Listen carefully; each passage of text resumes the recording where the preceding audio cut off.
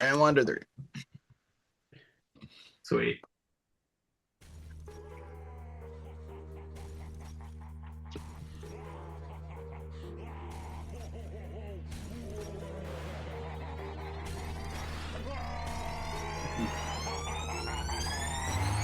Yeah, we straight chillin', serial killing, pre-cold villains on the mic, got you reeling. 5-star rated from the floor to the ceiling. If you catch a 1-star, no time for feelings. Got a demon DJ on the ones and twos, by the name Elzebub, so don't get confused. So grab a seat by the fire, roast them all over two, and prepare to hear the legend of the straight chillin' crew. What up, nerds, and welcome to another doomed episode of Straight Chilling, the weekly horror movie review show where you chill and we kill, slice, dice, and chop up yet another horror movie. My name is Bob. I'll be your host for the evening. This is episode 590, recorded on Sunday, July 26, 2026. Tonight we're talking about another You Pick the Flick. This movie was chosen by your boy Gabe, and it is Indiana Jones and the Temple of Doom from 1984. Before we get into it, let me introduce everyone else on the show tonight. First up, calling in from Washington, D.C., we got your boy, Rand Diesel. What's up, man? We are going to die. What's up, baby? You ready to nosh over some chilled monkey's brains and talk about a nice film here? It's my favorite. It's a delicacy. I know, madam. Reminds me of home. I was hoping you were going to turn that into a bump, actually. Buddy, I'm there for you always. You know this. Yeah. Next up, That's calling the in. most iconic. I'm sorry, go ahead. It is. Calling in from Seoul, South Korea, we got Shaboy Soju. What's up, man? Oh, what up? It's your boy Collie Ma Stains, aka Mother Collie Stains. Mother God. Mommy Collie. I am your mother, Randy. It's a weird sounding Boy. stain. I don't really know how to No, it's interpret that. totally This stain is claiming to be my normal. mother. Anybody hearing this? Clean your Anyway. room, Randy. Not a chance, ma. Just stains everywhere. And last but not least, joining us for his first time on a Straight Chilling proper episode, we got Shaboy Fortune and Glory himself, Mike. What's up, Mike? What's up, guys? Thanks for having me. Good to have you. Get in there. You gotta deep throat that mic down. Sorry, I'm out of practice. Good to have you. Good to be here. Yeah. Thanks. We'll fix that thanks up for real sitting quick. in with us, man. You are a big fan of Indiana Jones. It's safe to say. I am. Yeah, probably my favorite series of any movie series. I'd say any genre. All right. Well, we look forward to hearing your expertise about exactly why Harrison Ford is so sexy. It's what So, it's what the people need. Pretty a self-evident, but yeah. long list there, Bob. People tell me I look Real like Han long. Solo. Han Solo. But before we get into the review proper here, let's tackle a little bit of housekeeping real quick. Here's your final reminder. We got our August poll currently posted over on our Patreon website. If you guys support us at the $5 level or above, you get the chance to vote on a movie we're talking about this August. The theme for August is movies that Justin hates. Those three movies are The Happening, Oh my House God. of 1,000 Corpses, and The Strangers Chapter 2. Yeah. You've got a big storm coming. And that one, Bob, how are those numbers looking for the last time? You know, no change from last week. Really? Okay. It's been a Yeah. long month. Consistently refuse to go with the strangers, and I find that to be hilarious. Yeah, just a big old goose egg on The Strangers Chapter 2. Nobody wants to watch that bullshit. The Happening is sitting with 31% of the vote, and House of 1,000 Corpses sitting on top with 69% of the vote. Wow, Rob Zombie shot straight to the top at the beginning of the month, and he hasn't left since. King Zombie. I didn't know our fans were such zombie heads, you know? Yeah, people love that movie. In spite of listening to us, yeah. It's somewhat loved, at least somewhat loved. Yeah, get those votes in for the end of the month. We'll see what we're talking about this August. We're dropping mini casts every other Friday over on Patreon as well. just dropped one. Your boy Me is talking about season 3 of The Terror, Devil in Silver. Check that out. Available for your ear holes right now. Next up, this Friday, brand new mini cast dropping on the 31st. It's your boy Soju talking about the latest Steven Spielberg film, Disclosure Day. Boys, this is a big year for us and Steven Spielberg because we're covering E.T. later this year too, close to Halloween. I mean, Look at we're you. just knocking them all out. Damn, Just man. teasing folks at home. Just, I know. Can't wait to get to AI and whatever the It's fuck else he's done in the AI. I last was 10 like, what are you years. talking about? The It took me movie. a The film second. AI. I'm sorry. Yeah. We live in a whole new frontier now where everybody is making shitty caricatures of themselves It's with all the world's AI. water, but whatever. Oh man. all the I world's forgot water. about that movie. That's a rough Oh. one. Oof. Mhm. It's not great. It's not.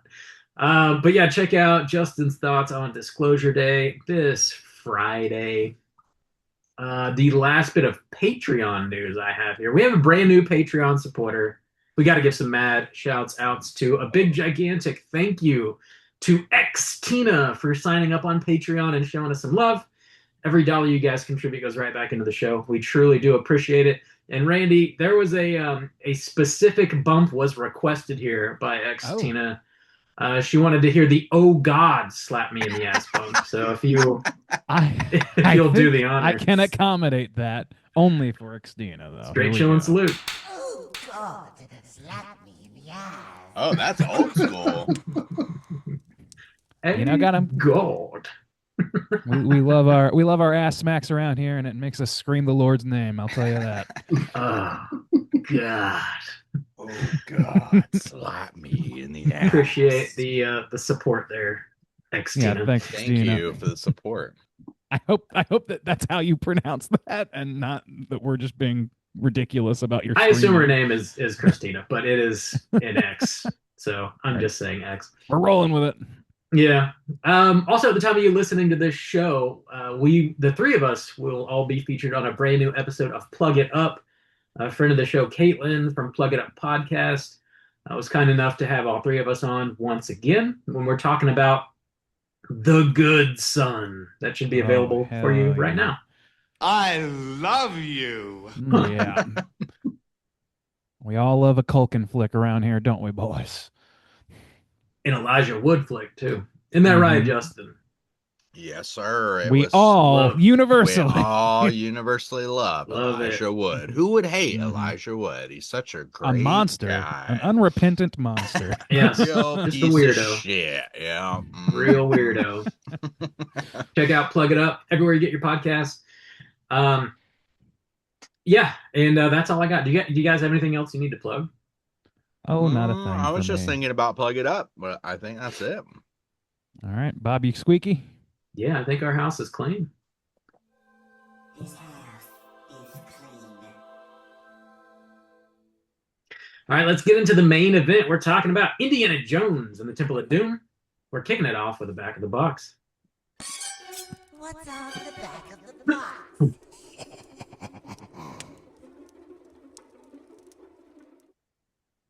Oh, Bob, I saw you had that box.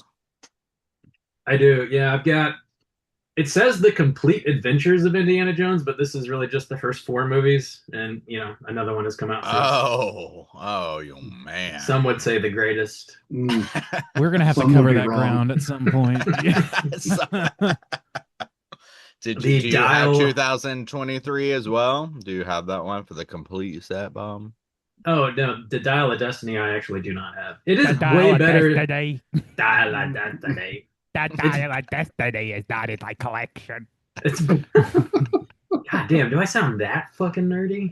God damn. The Crystal Skull, it's way better than Crystal Skull is what I was getting at. It's not Oh, it didn't okay. need to be That's- made, but it's better.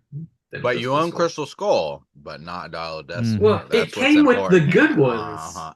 I bought the good ones. They and it just forced me came- to buy it. It just came with it Just lob off that quarter of the disc, Bob. You don't need it. Just That's throw where it they away. get you. in the trash. Ugh. God damn. Yeah, Indiana Jones and the Temple of Doom. You can get this on Blu-ray, 4K. You can rent this. You can stream this. It is everywhere. It's on VHS. It's probably on Betamax. Everywhere. It's in your eyeballs. It's everywhere. It's in your eyeball. Wow. Damn, Check it not out. yet. Soon enough, coming to Soon. your eyeballs. Burned into the Straight viscous fluid in my eyeballs. This is from 1984, rated PG, with a runtime of 1 hour and 58 minutes.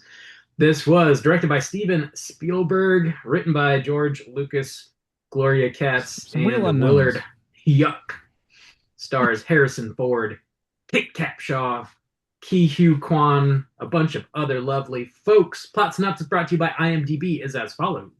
In 1935, Indiana Jones is tasked by Indian villagers with reclaiming a sacred stone stolen from them by a secret cult. We've all seen this before, probably several times, but would you recommend the folks at home check out Indiana Jones and the Temple of Doom? Mike, why don't you kick us off? I'd have to say absolutely. Probably not my favorite Indiana Jones, but definitely still worth watching. 100%. Right on. Rand Diesel, what about you? Yeah, I pretty much fall into that camp. I think that yeah, we'll get into more specifics later, but it's of the original trilogy by a country mile, like the furthest back in the pack for me. But it's a nice bridge between the two that I love, and I like it pretty good still. So, All right, Juice, what about you? recommend. Yeah, I had seen this before, but I didn't grow up with this one. I didn't see Oh. this one when I was younger. I didn't watch it until I was an adult. Actually, probably not that long ago, honestly. Maybe 5 or 6 years ago, I think I watched it for the first time. And yeah, I think the original trilogy needs to be watched. Those are just films that you need to be familiar with. But I would agree with Randy. Of those three, this is the one that you least need to watch. But still, I do think that they are all must watch for Or history must watch, but sake. not Yeah. really need, but must. But must. But you can put this one off. Bob, how about you? Would you recommend people check this out? Yeah, similarly, it's just kind of mandatory viewing, I think.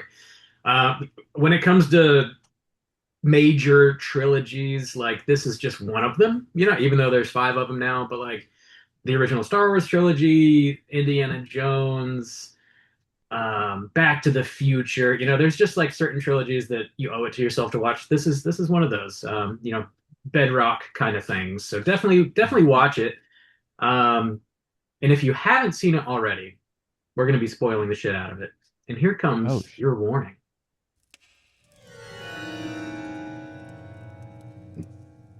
Spoiler warning.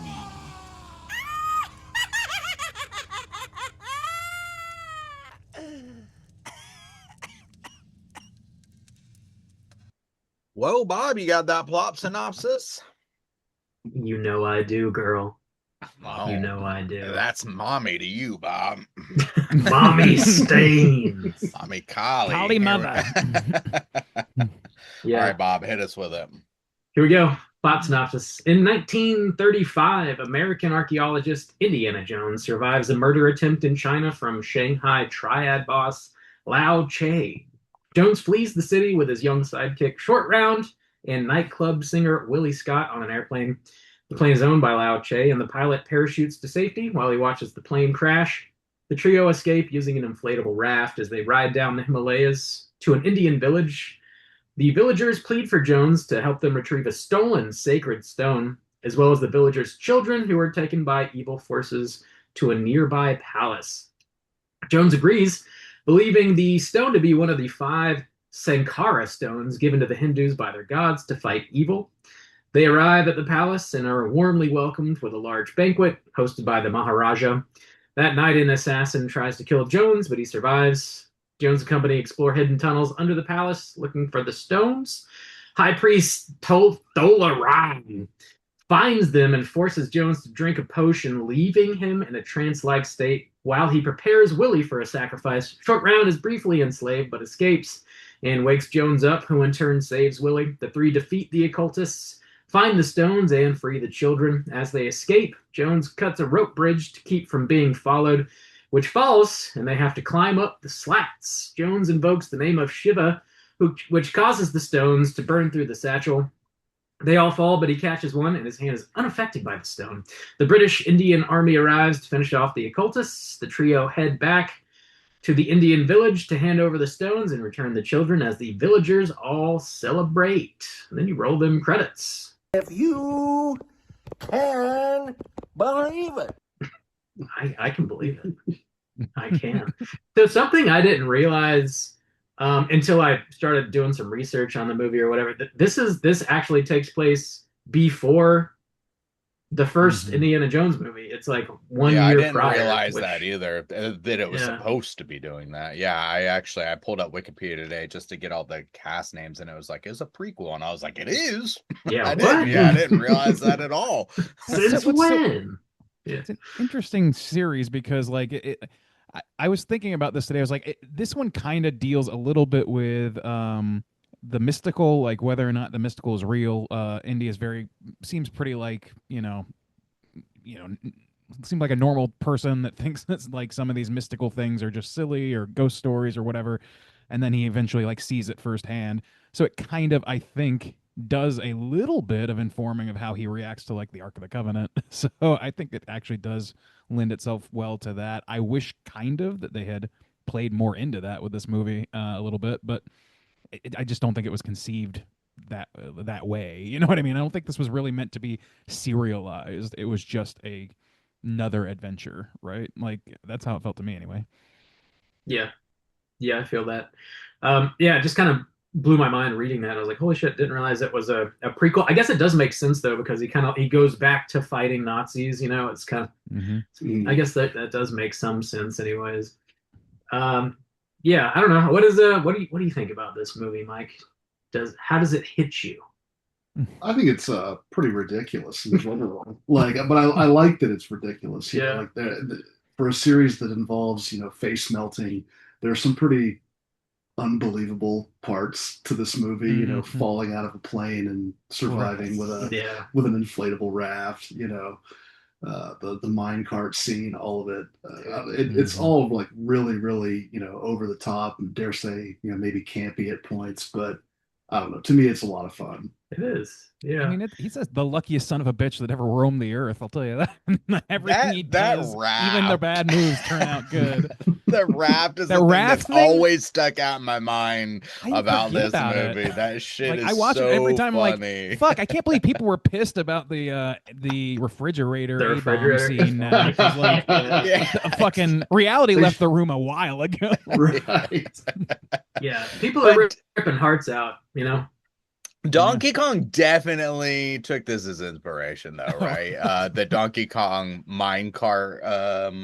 I would think so. would- It's like identical. That's what I was thinking too. I think so. Was there ever any kind of theme park ride around this I was wondering film? the same. Oh, there is now.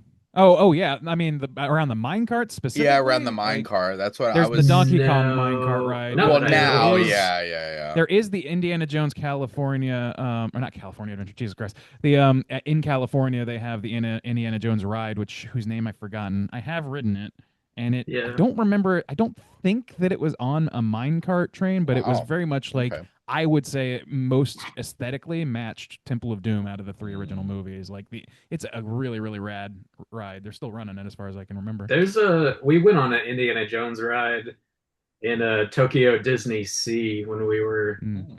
abroad, That and might it was. have been a copy. I'm not sure, like because they I duplicate. don't. Well, that ride specifically was like very Crystal Skull inspired. Oh, But you were like sitting in the car you were in was like a Jeep. It wasn't a mine cart or anything like that. But that ride was sick as hell, though. You just forget that it's based on one of the worst movies. Yeah, But the it's a ride is it doesn't dope. matter so much. yeah. CGI monkeys. Yeah. They cut those out of the ride. Thankfully, no Shia LaBeouf either, which was Both solid moves. nice. Yeah. I did. After I watched this one first because we had to watch it for the film. I mean, for the podcast, and then because of it, I was like, God, I haven't visited this in a while. And I said I didn't grow up with this one. The one that I did grow up with the most was The Last Crusade. I think I saw that one at my earliest age, but it still wasn't like super young. I would say maybe around 12 or 13. So like 3 years ago. Yeah, just a few years ago. yeah. 2022, 23. So and then I rewatched Raiders, which I think I watched for the first time in like high school. So a weird history for me with this franchise. But it was interesting because I know a lot of people say, and I was kind of feeling it a little bit about this one kind of being maybe darker or maybe more mean-spirited or like having problems with some of the culture aspects of it. But especially after watching Raiders, the first one, I was like, I'm not so sure. I feel like Last Crusade is a lot lighter and brighter and funny, like the aspects between the dad, and there's less like cultural stuff going on because they're mostly staying in Europe. But in the first one, like they're in Egypt and South America, and at one point, like somebody you think like dies in a brutal kind of way, and I was like, I don't really know if it is necessarily mean or more mean-spirited. I felt like it was actually more consistent with the first one than I remembered, honestly.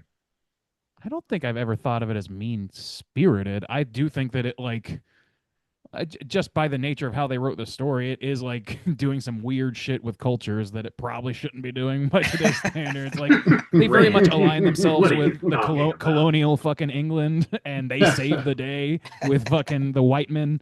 So I don't know. Like it's not the best messaging. I mean, Harrison Ford just shows up on your front porch, you might start worshiping him. I'm just gonna. Apparently, it's if he falls from the fucking sky. I'm waiting for the day. Been waiting all my life. Ring my bell, Harrison. Any day now, he's coming. Yeah, it doesn't strike me as necessarily darker in tone, but I mean, there are some like twisted things that happen in this that.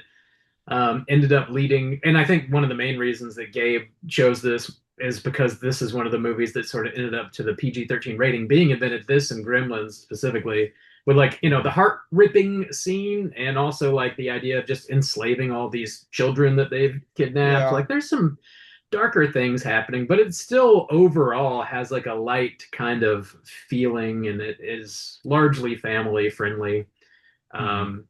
Even when shit's like kind of going crazy in the opening scene, there's like song and dance and like a poisoning, but it still feels like kind of light. And, they're off to the airplane and, it's falling out of the sky. And, even though there are some like twisted things happening, it's like, kind of fun for the whole family still, I think.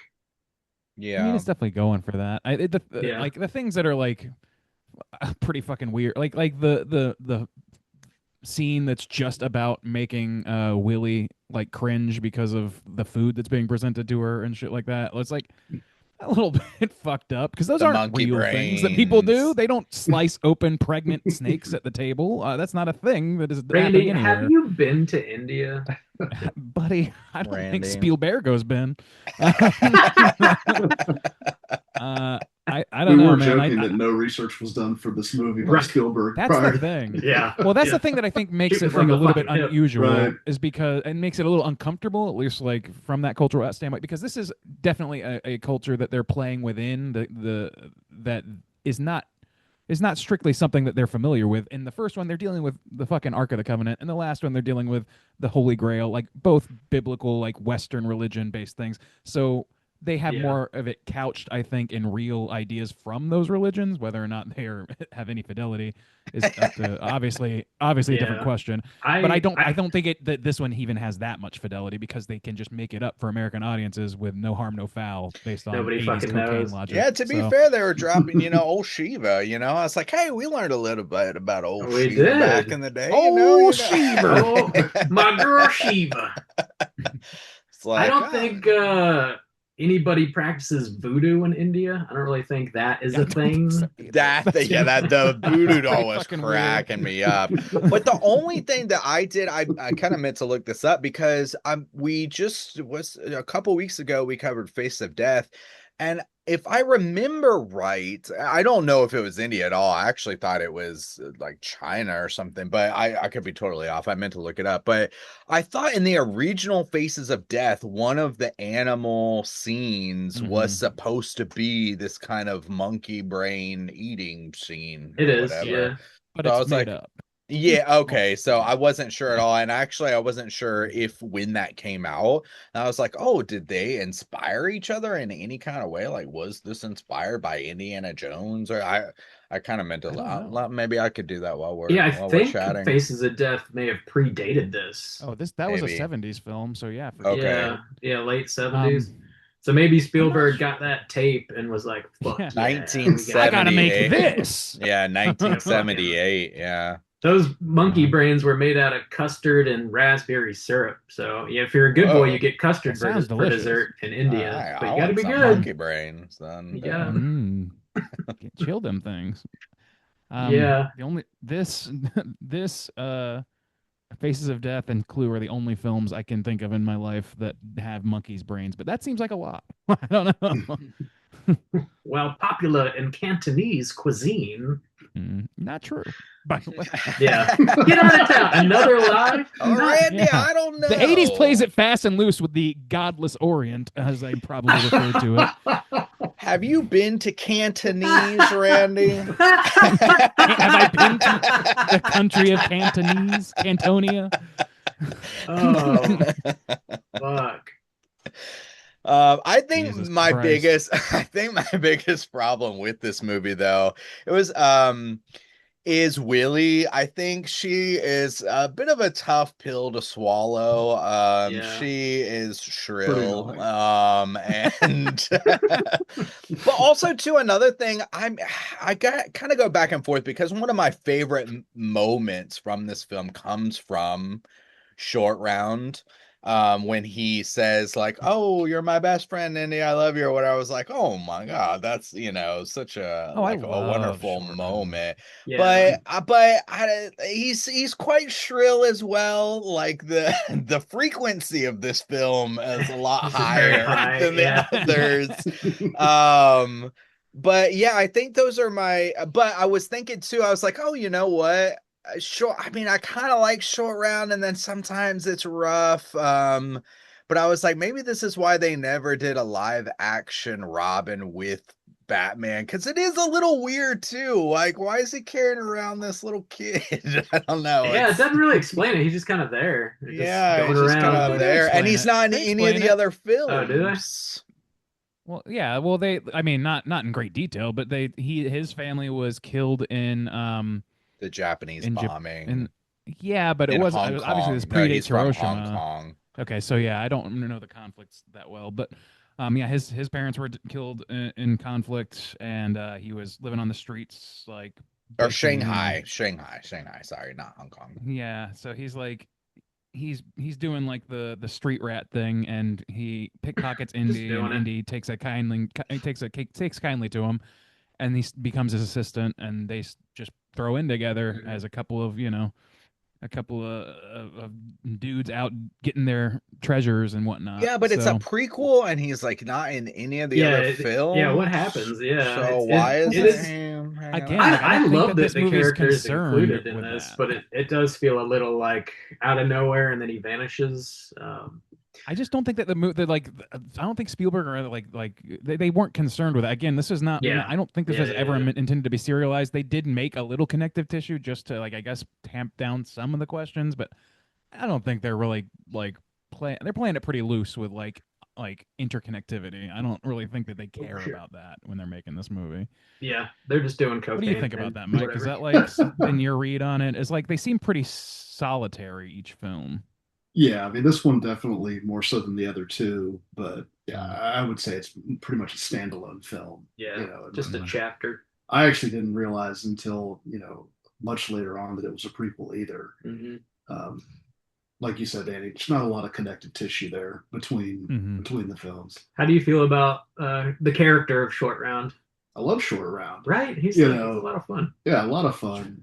Super campy as well, but, pretty unique within the series. Mm. He's probably not as cool as Sala, and some of the other sidekicks throughout the Yeah. series, but definitely an iconic role for sure. Yeah, he's got a lot of He's little my favorite. catchphrases, very quotable. As far as like child actors go, I think he kind of does a great job. He's very charismatic. The character is written as extremely capable too. Like Jones just lets him drive the minecart, just like really leans on him quite a bit. I mean, he Yeah. saves Indiana Jones' life in this essentially.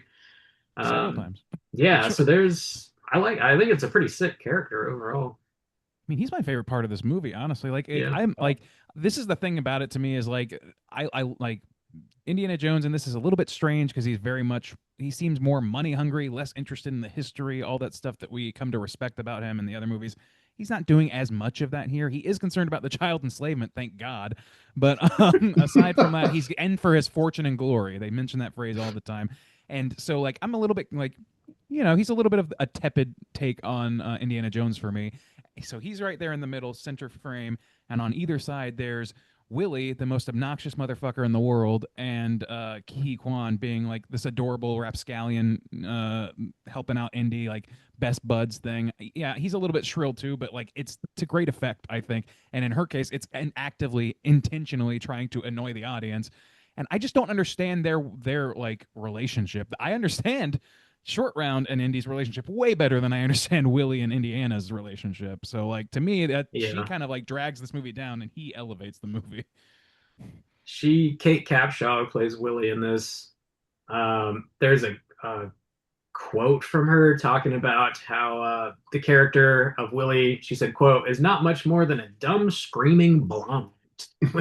So she didn't really love how the character was written either, but it is what it is. I'm not really sure why they wrote the character that way. I guess maybe that was supposed to be more for like a comedic effect, but it comes across as like more annoying, I think, than funny.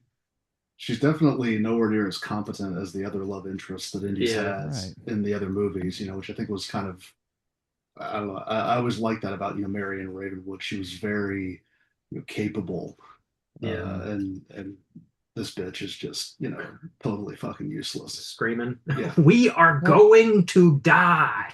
I mean, she's more than useless. She's actively like almost kills Indy basically several times by her reticence. Like the antidote scene where she, instead of like giving him the fucking antidote, instead pockets it and has to have it pilfered from her later.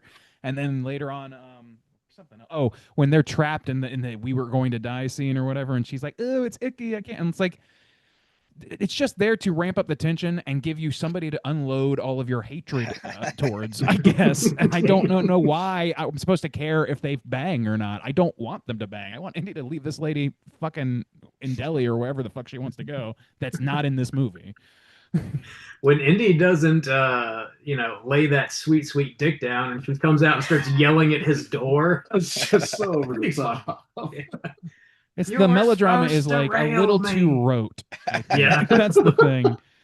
Is like there's some melodrama in the other ones too, but like I think it plays better because those characters, like Marion Ravenwood, like you said, is very likable, and Elsa in Last Crusade isn't super likable, but she's a very there's a very strong narrative reason for her to be in the movie. You know what I mean? She's kind of the catalyst for a lot of things happening. And it's not just like she happens to be around or whatever, or she's like a MacGuffin to be like kidnapped. She is like running a lot of the shit that's going on in that movie. A lot of the subterfuge. So I just think that she's the worst version of the useless female counterpart, and they just neg each other all day long, and they try and call it sexual tension, but it is just hateful bullshit towards each other with the minor thread of maybe they want to dig down a little bit. Hell yeah. There's that one when they're like first getting into the bedroom or whatever, everything gets big horny like really quick out of nowhere, and it's like I didn't pick up on any sexual tension between them at all until that moment. Stop staring at me. It's like, I know. When did this happen? I'm studying nocturnal activity. Nocturnal activities. Everybody's real fucking horny all of a sudden. Mm-hmm. Which, whatever. Riding that elephant got him going. I know. Turn out those lights! It was the monkey brain, It's an aphrodisiac. Ooh. them eyeballs really get you. The eyeball soup, Get you you know, the wrapped up. weighted human eyeballs With sitting at the the bottom of the eyeballs, soup dude, for that just when you put shit's the so spoon in. ridiculous. So fucking stupid and like not great relation building, cultural relations building. Yeah. You guys like eyeball soup, right? I saw it in a movie, so Spielberg wouldn't have me. Spielberg. They're like sucking the guts out of beetles too. Right. It's like it's all Out of pretty. their Oh, yeah. buttholes. Yeah. Beetle You know, butthole. just normal Bug for India lunch. stuff, Like, you oh, know. it's supposed to be fish out of water stuff, but like they push it so hard as to be pretty offensive to the Indian people. Like, it's Also, the facial hair at that table out of control. Just Well, I truly mean- out of control. they believe in their wax. Like, Yeah. How many Wilhelm screams do you guys think they used in this fucking movie? I heard at least 2, minimum 2. Yeah, at least. I think that it has a reputation for having more than that, though, right? Like it's Yeah, I don't know the exact number, but I feel like it was heavily utilized, like a dozen or more, probably. we got the sound effect and we're fucking using it. We paid for it, we're using it. I didn't know. If they Yeah. paid for it. There was some pretty good action sequences here. Like we already talked Mhm. about the minecart chase scene, which is pretty great. The assassin that like is completely blending into the painting on the wall in Indiana Jones's room, and he just like steps That's out. fucking Yeah. cool, yeah. Pretty Pretty I cool love that, moment, but it yeah. makes me Yeah. think of Wild Wild West with Will Smith, where they put the Wow. same thing and to much worse effect. And I love, I don't know, it makes me just laugh because of that. That's another film we gotta cover, you know. Dude, that's Oh, another one yeah. that might have some questionable stuff in it, but yeah. Might you think have. It I took don't- some inspiration from this film, obviously, and said, you know what, we can make that more offensive. Hold my beer. Yeah, that whole sequence was dope. With the dude gets strung up by the strongest fan in all of India. Right. Mm. Yeah, I would the- say like my favorite part of this film is like the last third. Once it really starts getting Yeah. into the action and stuff, you know, once they go down into the cave and you know, we see the sacrifice. Also, too, there was like some blending of some things. I was like, I feel, I don't know, just the human sacrifice and throwing into the pit and stuff, and the voodoo. I was like, I feel like they're just throwing a bunch of shit at the wall here. at Anything this that point. isn't Jesus related is Yeah, just right. one religion. Yeah, that just you kind can of say. thrown in here. As long as John Q. Public in America in the breadbasket can tell that it's not Christian, then it's fine. But that's my favorite part. I mean, even, you know, once they get out and they're on the bridge and the cutting the bridge and the fucking That's a great alligators scene, down in yeah. the Yeah. creek. Yeah, just eating everybody up. That Smash show's cuts to fun, the yeah. alligators. They don't show a damn thing. They just like show them like snap. Just It's rolling like- around. Yeah. They throw like a like Simpsons some gag where they a show piece the of same- meat in a cloth down to some Yeah. gators and Some let them chicken. tear it up. They're Yeah, in get Gator to World. it. They're in Gatorland, and They are. That was in Central Florida. Yeah. I was in St. That was- Augustine. Just off you Oh, hear fuck. somebody talking about that bitch Carol Baskin or something. That bitch. Back in 1984. Still Yeah. talking about It's it. a long running feud, Bob. Yeah, Um, the spikes coming down on the ceiling was a a great little like moment in the movie as well, building some Yeah. tension. That fight, that like set, that like the evil layer at the end, that whole set just looks really cool. Yeah, pretty Every awesome. set in this movie, every part of this movie looks awesome. Like I don't know, like the sweeping vistas, all that stuff, like the locations they shoot in, the actual locations are fucking amazing looking. And then like you have those sets like the altar is incredible.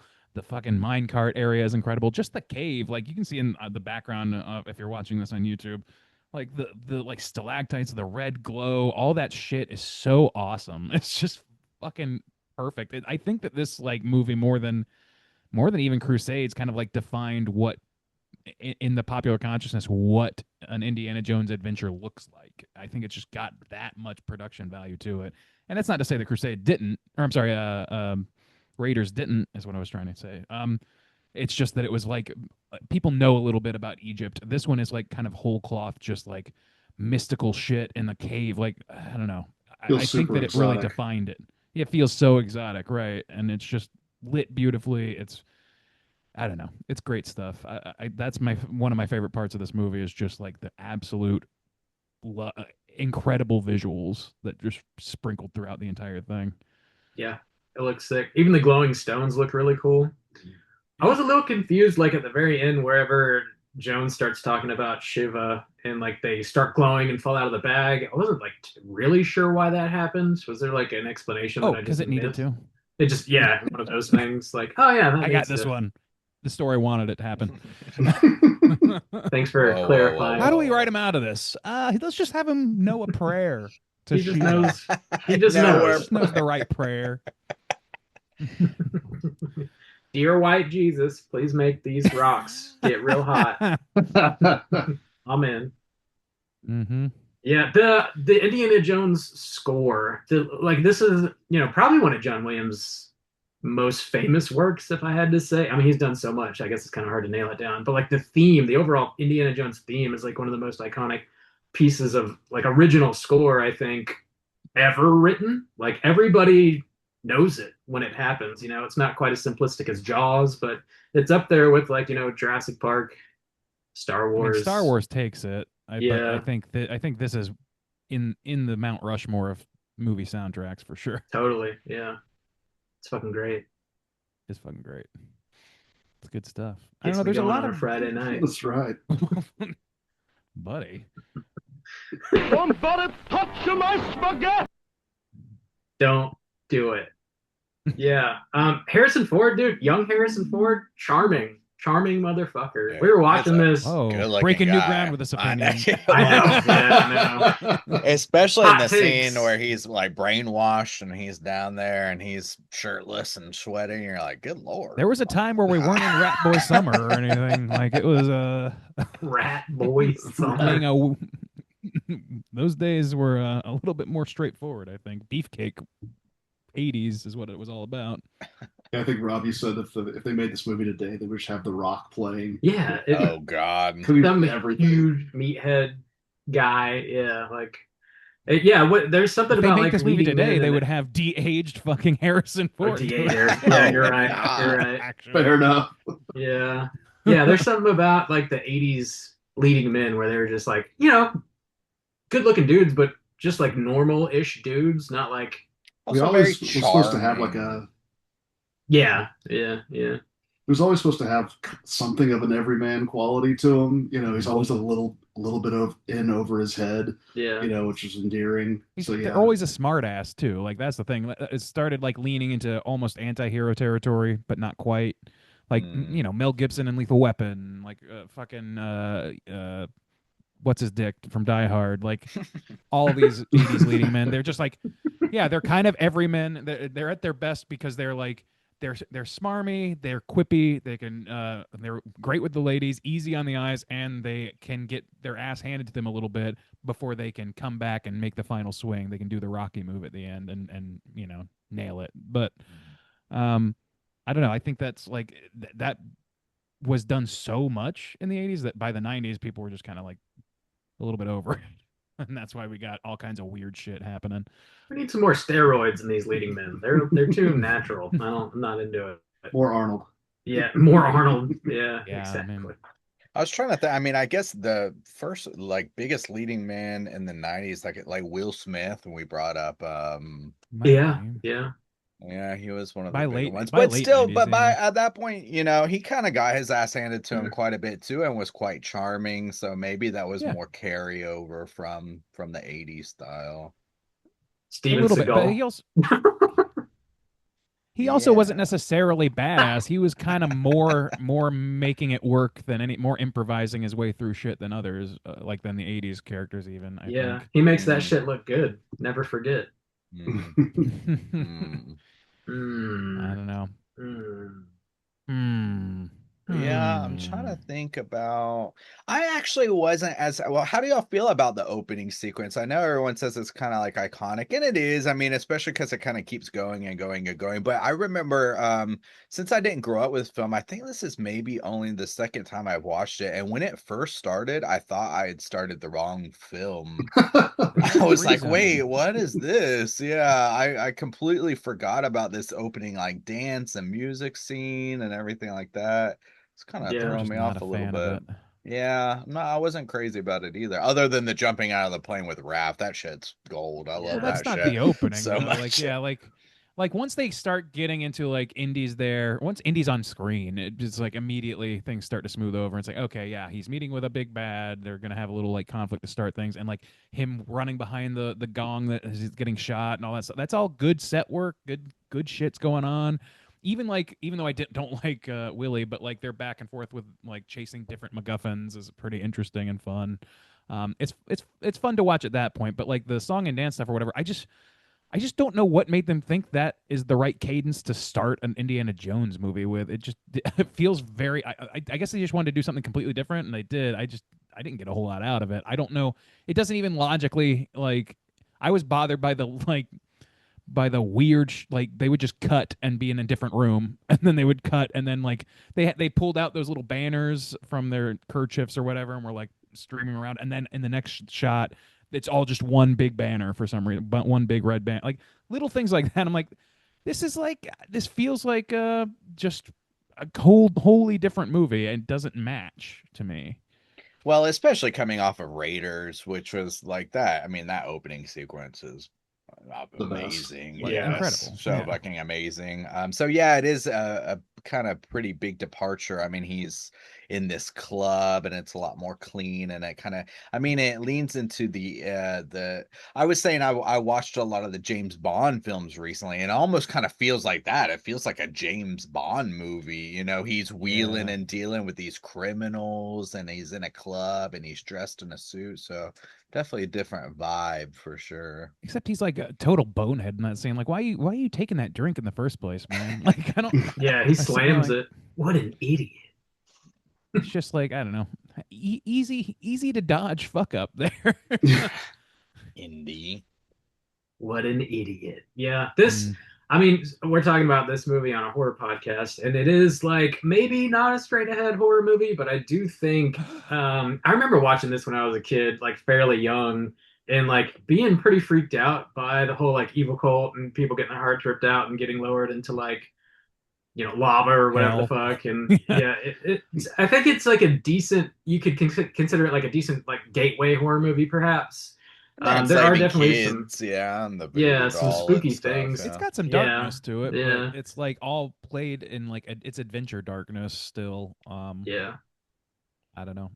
There's ghosts in the first film, so it's not like a little bit. It's not like it's devoid of spirits of horror God, stuff. Randy. Those are Western ghosts, Randy. Yeah, Okay. White Jesus approved With Bibles. and they're thumping them.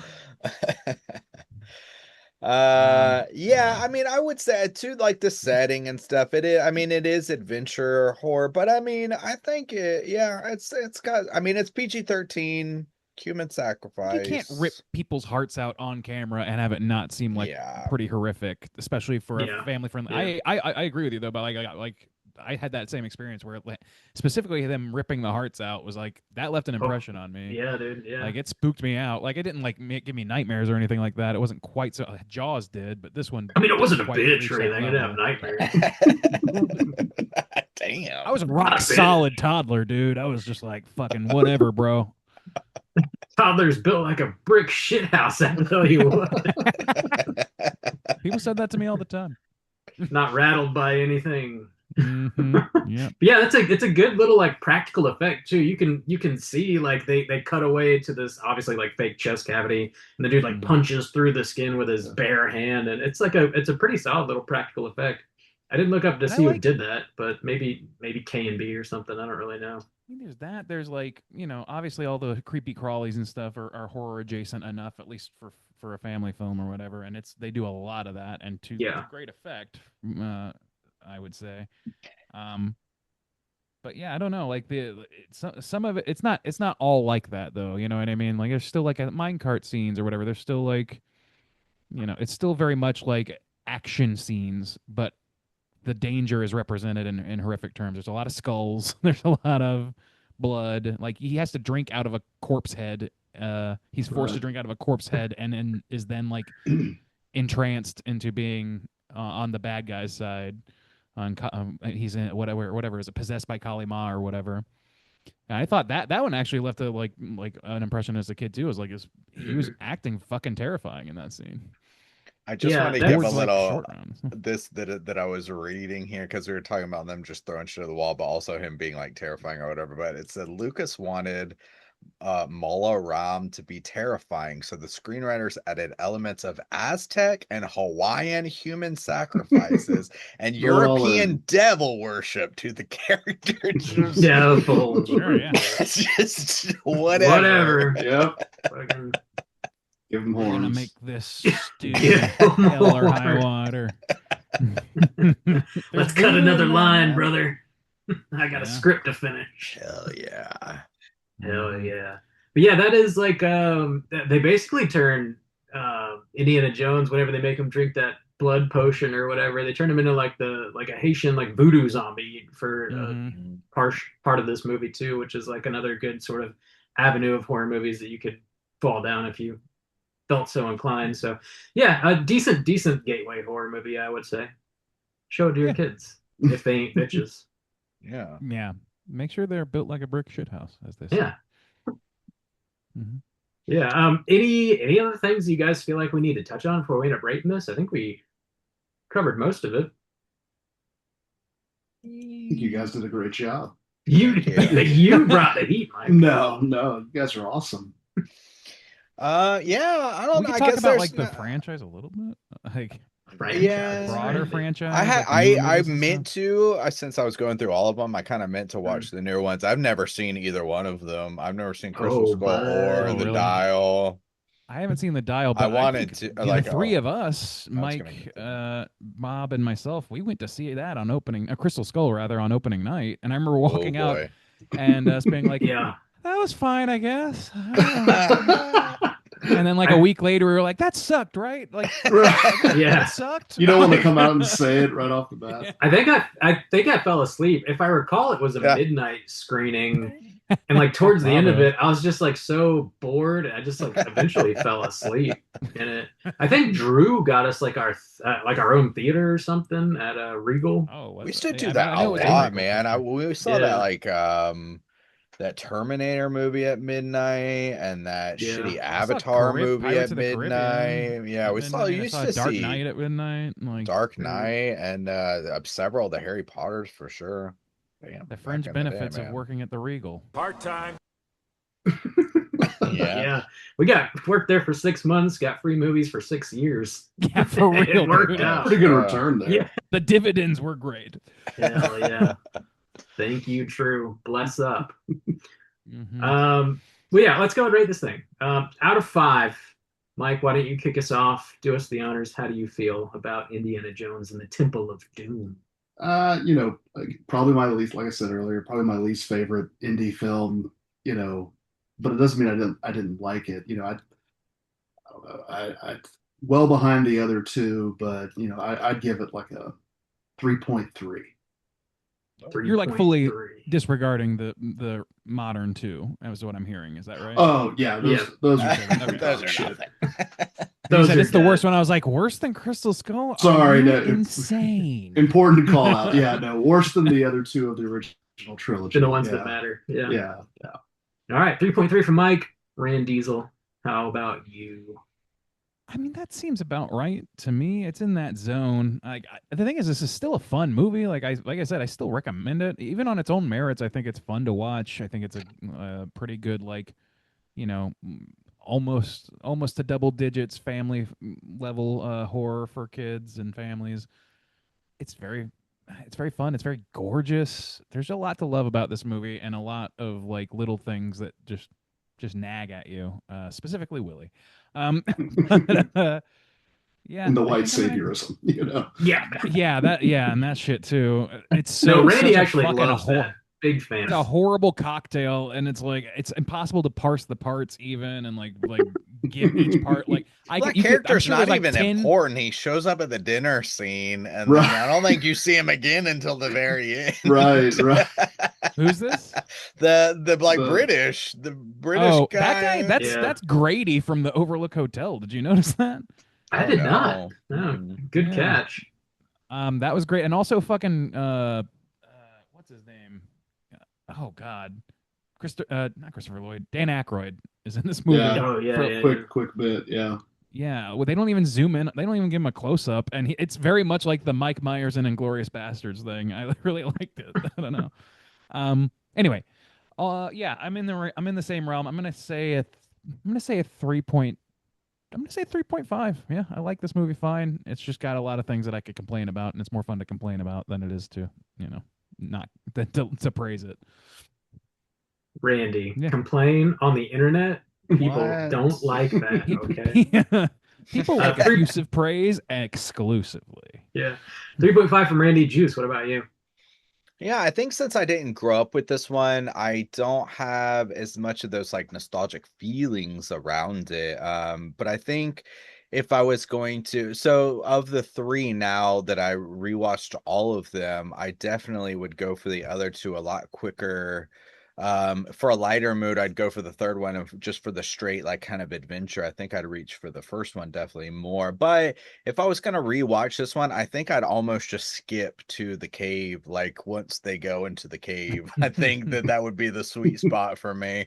Got like a good hour or so there, 45 minutes, where it's the fun, spooky adventure and the action scenes and everything like that, and it just kind of goes full bore until the end. And that shit's gold, like all the way. And like I said, my favorite moment, that short round moment where he's like, "Oh, you're my best friend," and I love that shit. That was the good heartwarming moments that you kind of love from these series as well. And yeah, so I think because without the nostalgia stuff, it drops it just a little bit for me, but I think I'm gonna end it at a 3 out of 5. So yeah, 3 Bob, even. out of 5, where are you gonna rate Temple of Doom? Yeah, I think we're all sort of on the same page with this one.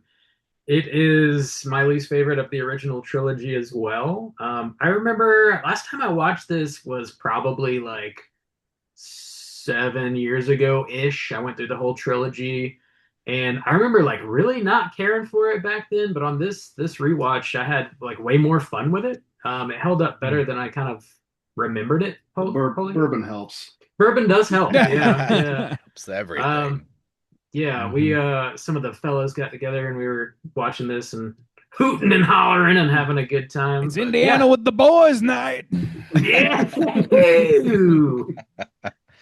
But yeah, it's still got a lot of really good stuff going on in this. That minecart chase scene is like kind of mind blowing. It's super fucking impressive that they built that track, or at least part of a track. That whole like set at the end is really cool. The heart ripping sequence is great. The bridge at the end is just like another great action set piece. Them jumping out of the airplane, as goofy as it is still like fun in like an action adventure sort of way. I think Short Round is just like a great additional character. The whole like giant feast scene, like offensive though it is still like goofy enough in like a fun family friendly way, I guess. I don't know. There's a lot of stuff. There's a lot of good stuff here. It is, it's a solid original trilogy, and to be the worst in those three movies, it's a very high bar to clear. So like it's the worst, but it's not bad. So yeah, I'm feeling like a 3.5 on this one as well, and that's going to put our aggregate at a 3.3 for Indiana Jones and the Temple of Doom. And if you guys are newer listeners, if you should ever pick a flick for us to review, you have the opportunity to send over an email or a voicemail with your own rating and review for the film that you choose. And your boy Gabe sent over an email for this. Juice, you got that pulled up? I got it. Here we go. Hey, gang. I'm excited to hear you all finally talk Indiana Jones. Although this movie was not straight up horror, it definitely is horror adjacent, as our boy Soju likes to say. I thought after Godzilla 1998, Twister, RoboCop, Jaws, Talking Mice? What is Talking Mice? I don't know what that is. It's the Witches, yeah. Okay. We did the Witches, yeah. Captain Sparrow, Jack Sparrow, that it was time to get good old Indiana Jones on the pod, so thank you very much for reviewing. And I like the fact that another Steven Spielberg film returns to Straight Chillin'. Whoa, just strap in there, buddy. We're on that train. Here we go. What is chilling to me is the many skeleton bones and a little bit of gore that is in this film, including all the bug themes and voodoo dolls and haunted house tombs, is what really made me think that this was perfect for the discussion. I give the movie a definite 5 stars. Whoa. While the movie Wow. never did scare me, it did, however, scare other people whom I've watched the movie with. I mean, we were young. The ripping out of the heart scene always got the best reaction. Short Round is the real hero and comic relief of the film, and he seems to come in at all the right times and is still iconic after all these years. If anyone has never seen the Ke Huy Quan Best Supporting Actor speech at the 2023 Academy Awards show where Harrison Ford presents him the award, oh, I definitely would check it out, as it comes for full circle for the 40 years later. John Williams' movie score is the best of the best. So Kate may be the worst of annoyance and screaming, which is too often. I never really actually thought that until my latest rewatch. The minecart chasing holds up and is probably another reason why I'm a roller coaster enthusiast. This movie has it all when it comes to horror tropes, including the drinking of the blood, all of the Lost Boys. It even has a jump scare when one of the cult guards suddenly jumps into screen, scaring Willie. One of my favorite line sequences is when she tells Indiana, "Let's get out of here." And he says, "Right, all of us," which leads to the rescue of all the children. Just heartwarming stuff. I can go on and on for a long time. So here's some other quick words, scenes, and phrases of what I also love about this movie.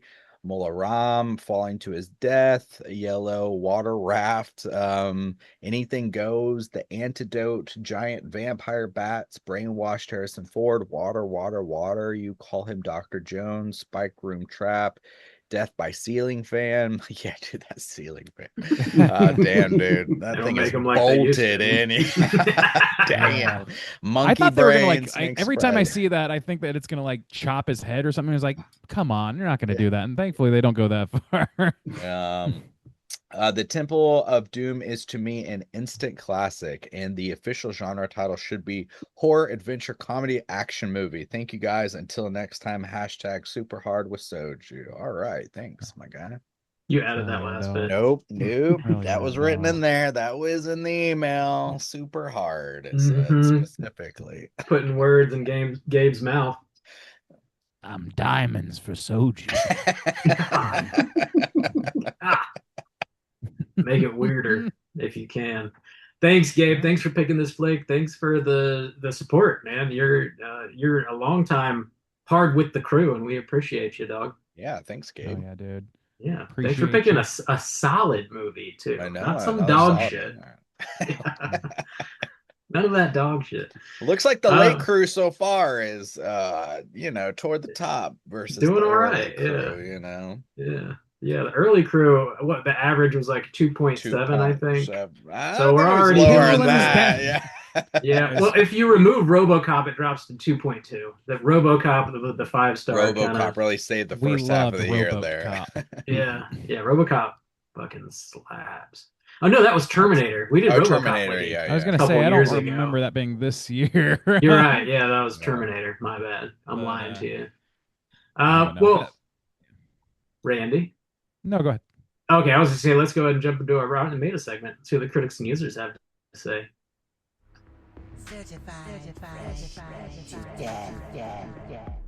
All right, ladies and gentlemen, this is the Rotten Tomatoes segment in which I'm going to have these gents guess within the best of their abilities what the aggregate positive score is for Indiana Jones and the Temple of Doom on RottenTomatoes.com. We're going to start, as we always do, with the critics, the tomatometer, and then move on to the poopometer, or the users. And there are, 138 critical reviews to count here. I'm going to let our esteemed guest, Mike, out of those 138 critic reviews, what percentage would you guess are positive reviews? I would think that it's got a pretty positive feedback overall. I'll say 65% positive. 65, all right. Nice solid mid-range D there. All the ladies say that about me too. It's strange. Anyway, Toju, you take the middle here. You're riding meat. What are you thinking? You're a real mid-range D, Randy. You know, I am what I am. I think it might be higher than that. I'm gonna take a clean 80 tonight. So clean. Bob, how clean are you gonna be? I think this will be pretty high. Keep it clean, Bob. No, I'm gonna keep it filthy, dirty. Don't tease me with a good time. I'll go over. I'll get crazy with it. I'll ride out with the boys. 86 Project, please. The boys are back in town. Thank you. All right. Well, no ringy dingy, no spot on answer here, but one of you is very, very close. There's only 3 percentage points between one of you and the correct answer. And that correct answer is 77%. Soju's going to take it. That's it. Certified. Certified, yeah. I mean, it's a classic, you know. Certified. That is lower than I kind of anticipated, though, just because this movie is an essential viewing sort of thing, and like even the worst of the 3, I think critics are generally positive towards. I would have been up there with you, Bob, probably, if I was guessing. Willie really drags it down. Yeah. Damn, Willie. Son of a bitch. It's the woman's fault. It's the woman's fault this movie is the useless chick. We are going to die. Yeah. So let's see. Is there a critic's consensus? Yes, there is. It may be too, quote, dark for some, but Indiana Jones and the Temple of Doom remains an ingenious adventure spectacle that showcases one of Hollywood's finest filmmaking teams in vintage form. Okay, yeah, that makes sense. That tracks. Too dark. Is this the only one that George Lucas wrote? Or wait, did he write it? Man, he wrote it with a couple other people. Yeah. Okay. He did. He's got writing credit. If he's the only one, or if this is the only film that he wrote. Let me check it out. Let's find out. Let's do our jobs. Let's just. He wrote. Raiders of the Lost Ark. Yeah, based on a story by George Lucas and Philip Kaufman. I didn't think he wrote Crystal Skull though. Woof. But you know, what can you do? Guys, did you know that the greatest treasure of all is knowledge? Let's find some more knowledge with our user score here. I don't see how you can do the minecart scene and also the monkey and ant CGI scene. Dude, yeah, that's terrible. Like, how do you pull off both those? Forget about the ants. God damn, dude. And the gophers. I've not watched that film, but I've seen those scenes on YouTube. Treat yourself. It's pretty rough. George the Elder Statesman made some errors, shall we say. Let's move on to the user score. The Poopometer is sitting at 250,000 plus ratings. So a good 250,000 of ratings, large sample. We're going to go in reverse order and start with Bob. Bob, what percentage of those do you think are positive reviews? I think it's going to be high because everybody likes Indiana Jones. Everybody. But I guess, I don't know, I overshot it last time. That's such a large sample. I feel like it might drive it down a touch. Man, I'll take an 82, please. 82. All right. Soju, how about you? I'm sorry. You rode meat. Yeah. Ride that. Mr. Meat. I'm Mr. Meat tonight. I don't know. I think this might be higher than the critics. I think a lot of people saw this like as kids and hold kind of a special place for them. So, 77 was the last one. What did you say, Bob? 82. I'll take the boys. I'm taking 86 tonight. Oh, I swear if it's the boys, I'm gonna ride. The boys will ride. It'll be a necktie remedy. All right, Mike, bring up the rear here. You tell me, what percentage would you wager were positive. Sorry, I got distracted by reading. Words. I'm with the guys on this. I would definitely think that Joe Public would have a higher rating. So Yeah. If they were at 77, I think Bob's probably right on. But just to Price is Right this, I'll go with 83. Ooh, $1. All right. Well, gentlemen, this is quite an event. We have a ringy dingy. One of you got it It's dead double fucking points. on. Please, Dead please. fucking on. The correct answer is 82%. Bob. Nice. And by Well proxy, done. Michael. Michael, you nailed that. You were like, Nice. I don't know. Like I've never seen Yeah, that you happen called before, it. where two people were right, even with different guesses. Nice work. That's the old Yeaton skeet right there. The old On a Yeats Sunday night. classic, yep. Mhm. Oh my goodness. Trying to confuse me with your liberal biblicisms. That's true. All right. Let's read some negative reviews if I can find any. There's no splat symbols on this page yet. So, okay, here's one. Let's read a couple of negatives just Scrolling. for fun. An exceptionally energetic but also grotesque and finally wearisome spectacle of gratuitous sensations and perilous exploits. Man, Somebody's clutching their pearls. the idea that somebody might have liked the first half of this movie better than the second half upsets me in my core. Wow, yeah, that's unfortunate. I don't understand. I'm sorry the joy was sapped from you. Yeah, that's weird. Okay, one more.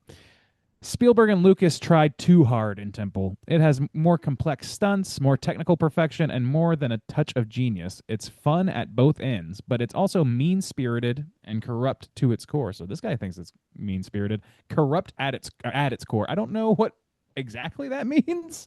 I guess just in the conception of the like valued objects and the lore and all that stuff. Maybe it sounds like. I don't know. But I don't maybe he think was that it's. upset with like the cultural inaccuracies. Yeah, which I mean, I could see that. I could see being pretty. I mean, a lot of people were pretty upset by that. This came out in 2023 as well. This review, so I don't know. Yeah. Yeah, The take from it what you will. I will not be reading the full thing. So. Good call. Yeah, Bob, how's our trivia looking these days? Oh, there's endless trivia for this. Let's get into it. It's totally time for trivia. So All just right, as yeah. a side, George Lucas did have a hand in writing the original 3, but nothing after that. Oh, From what he's that's not, where they like, went it wrong. Doesn't say on Crystal Skull, so it says somebody else. Oh, really? Yeah, that's what Okay. it says. The should have AI brought the boy overview back. lied to me. Fucking Google, but worse. Yay. Bob, trivia. Yeah, this movie had a budget of $28 million. It grossed $333 million worldwide. So it was Hell yeah. a success. I believe it was highest in 84, if I'm not mistaken. Yeah, I didn't could look buy that that. up, but probably. I wouldn't be surprised.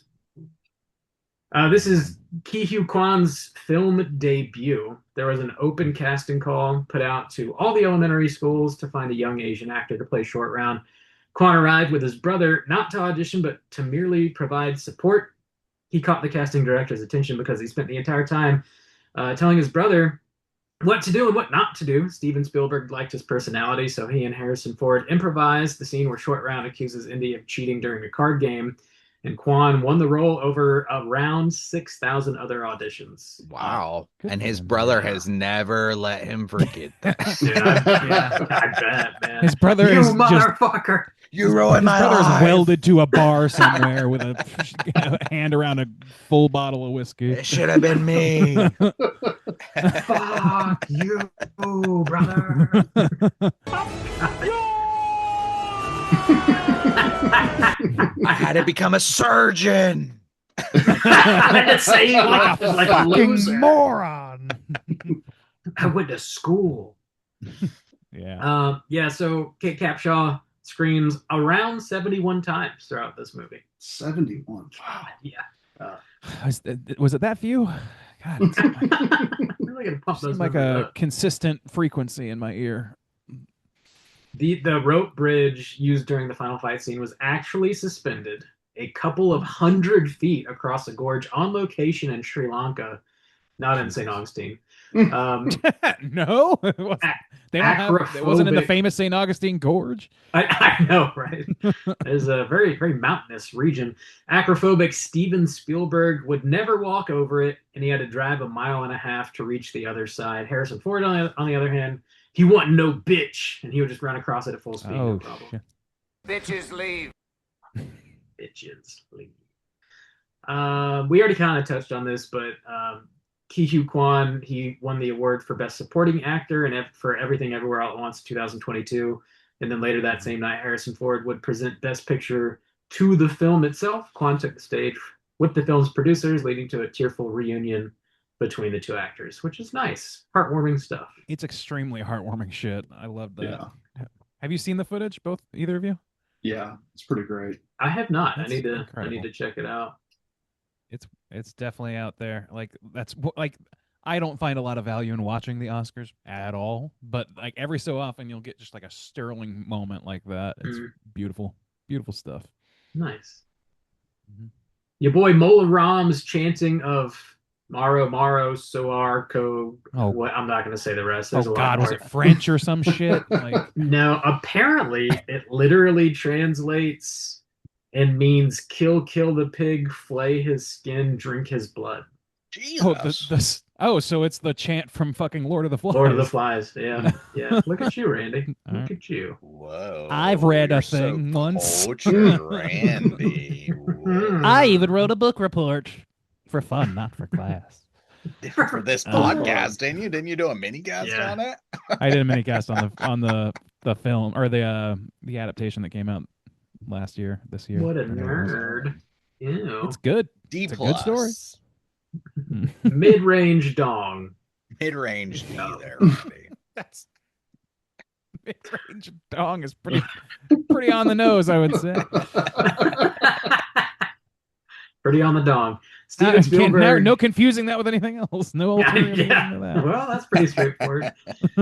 In 1989, Spielberg said, quote, "I wasn't happy with Temple of Doom at all. It was too dark, too subterranean, and much too horrific.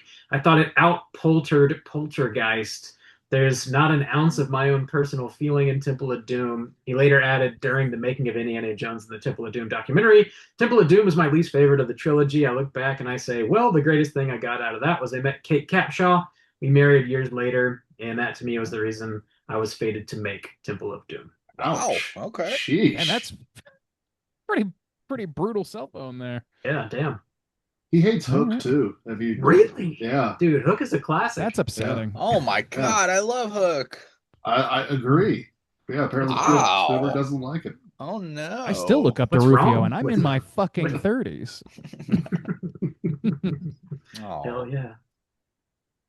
We already talked about this and Gremlins being the reason the PG-13 rating was invented. Some believe that both films would have been rated R if Steven Spielberg's name simply hadn't been attached, which is very possible. The rating changed according to the MPAA had been planned as early as 1977, but the release of those movies finally kicked it into gear. The Flamingo Kid in 1984 was the first film ever to receive a PG-13 rating, but it sat on the shelves for 5 months before being released. Red Dawn, also from 1984, was the first film to be released with a PG-13 rating. Well, damn. I've never even heard of Yeah. The Flamingo Kid. It's a Matt Dillon film, apparently. Yeah, I never heard of it either. Actually. The last bit of trivia I've got here, there are 243 70-millimeter prints of this movie, and that is, to date, the largest number ever for a single release. Wow. Where did Bob go wrong? Were he and his friends sifting way too long for those blue ribbons? And it gets worse, he'll have no jet ski, wasting all his dough on those DVDs. Bob, how's that 70-millimeter collection forming up? Oh, brother, I got a million of them. No, that's all the trivia I got. Explode. Yeah, it's still pretty flammable. Let's talk about our cooter of the week. Straight chillin'. Cooter of the week.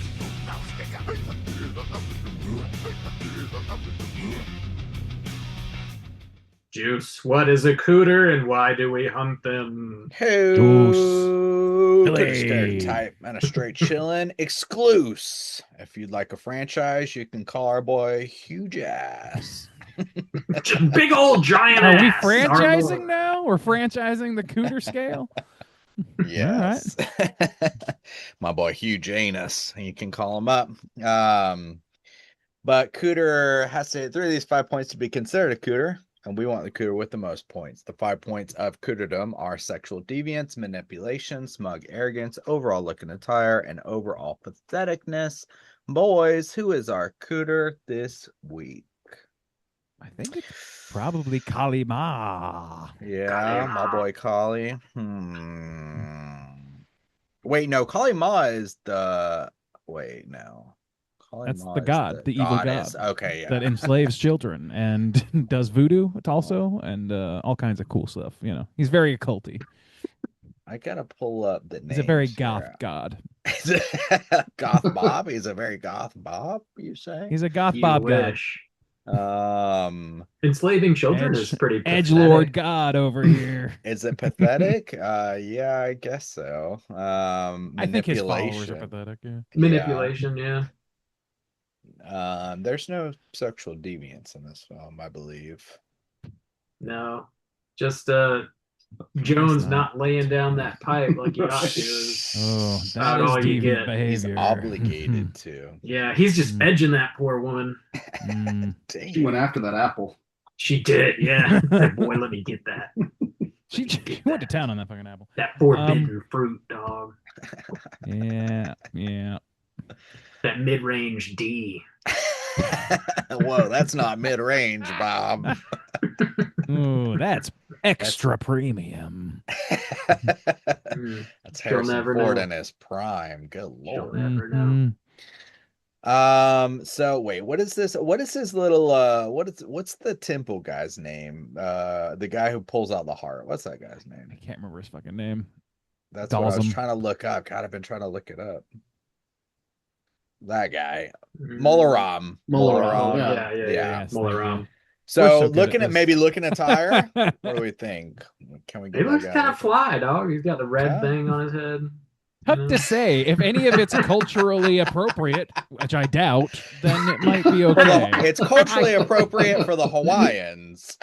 Yeah. Some Polynesian Oh, somewhere, maybe. Hawaiian with a dash of South Central or something, you know, whatever goes. A little bit of Caribbean in there, some Egyptian.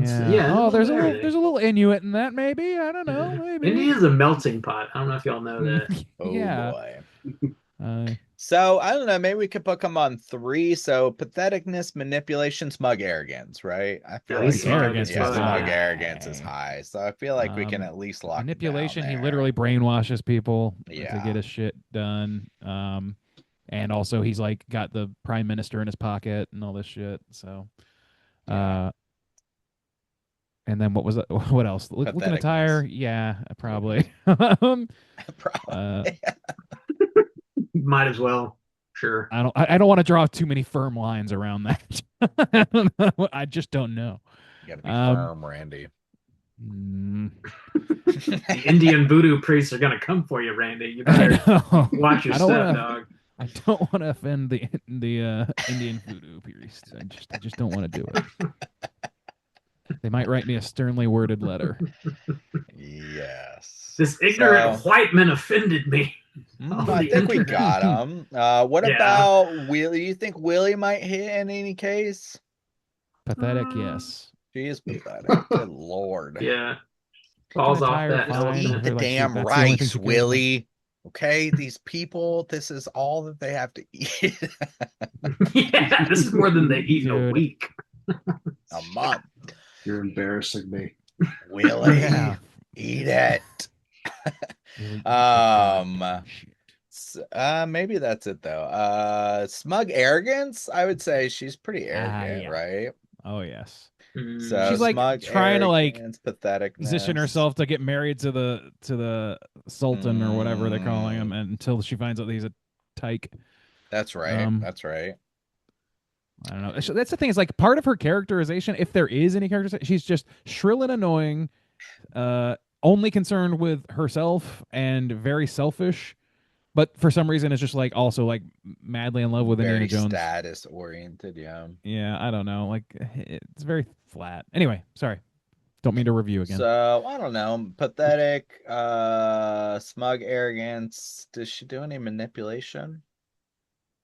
Maybe Nothing. not. I don't can think so. of. No, She's not okay. clever enough to. She's too Yeah. pathetic to manipulate. Maybe. All right. Randy. Well, we'll just we'll hand it over to the old shaman then, or whatever he is. Right.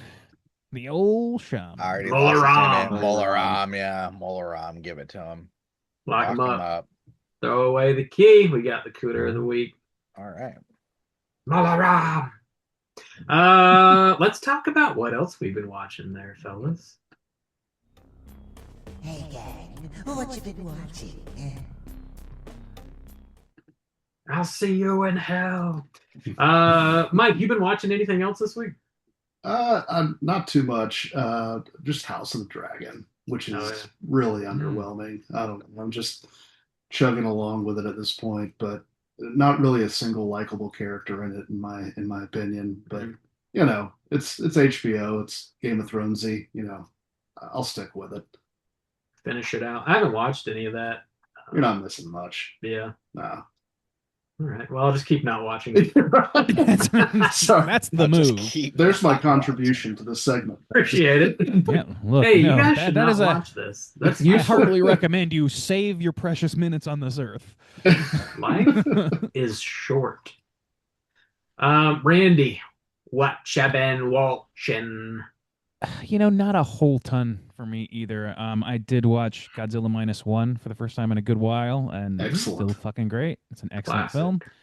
I've been playing Mina the Hollower, which I've brought up a few times, and I'm like more than halfway through with it, and like I'm still not great at it, but like it's a very rewarding game to play. I would say like it's so much fun to actually just like move about and do the thing. Like the actual gameplay is itself fun, that when you get better at it and you manage to like, you know, beat this particular hard enemy or whatever, it's really rewarding. So it keeps you going. It strings you along nice. It's a very challenging game though, for me anyway. Yeah, and then last, I'll just bring up, Beck and I were talking about Evil Dead because of the recent unpleasantness, and we decided to watch Evil Dead Rise, and buddy, it really put into pretty stark relief just how good we had it.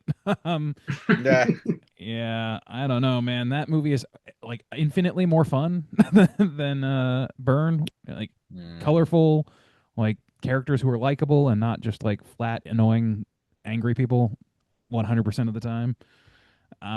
Yeah, I like that movie a lot more than Burn. I'll just leave it Burn at was that. rough. Yeah. Burn was a tough watch. Yeah. Not great. Yeah, Cool. That's it for me though. Yeah. All right. Juice, what you been watching? I was just thinking I might split this up a little bit since we're going to record again on Wednesday. So I was trying to choose which one I'm going to talk about. I'll talk about. So I did watch Raiders again, Raiders of the Lost Ark, and it had been a while since I'd seen that one, and it was a delight. I would say compared to this one, it was.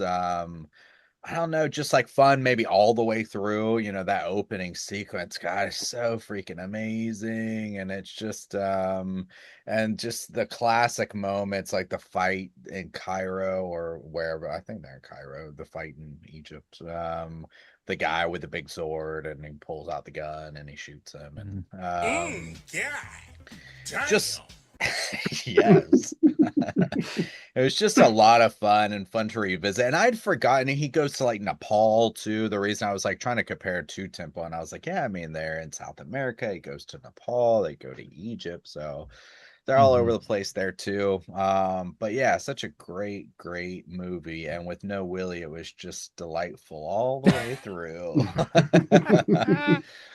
The only other thing I'll mention, I'll hold on to two more for Wednesday, but I watched a movie called Yi. In English, it's called A One and a Two. Are you familiar with this, Randy? I've seen it. Like I've seen the poster, like, and I've seen it come up on my like algorithm a bunch of times. I don't know anything about it really though. It is a movie from 2000. It is a Taiwanese film from a famous director named Edward Yang, and he makes these really long movies. It was like 3 hours long, and I saw it in the theater with some friends who invited me to go watch it, and this director is kind of famous for just he makes these very low key kind of films, but they're super long and intricate, and it's essentially just about a kind of middle class, higher upper middle class Taiwanese family at this time. There's like a teenage daughter, there's a young boy, father and a mother, and they each have their own kind of personal lives going on, and it just kind of follows and explores them. And it was really interesting. And we're going to talk about the kind of Japan during that era too, but I just find it fascinating too to just live in this different city and culture at that time in 2000, just to kind of like see what it's like. And since it's just about regular people, it's really interesting, but it was very beautiful. It's a beautiful film, and the first hour was actually the slowest, and then once I got into it, the 3 hours didn't become really a problem for me. But it was a beautiful film, and they said, oh, he's got another film that's really famous too, but it's like even longer, and I was like, ooh, I'm gonna have to take it slow with this guy. But I'm definitely double feat. Yeah, I'm definitely interested in checking out more of his work. I just think it's one of those things where you got to watch like maybe one or two of his films a year and then just slowly get through his catalog. But yeah, I was impressed. I'm not too familiar with like a lot of Taiwanese films, so it was cool to kind of explore a little bit of that.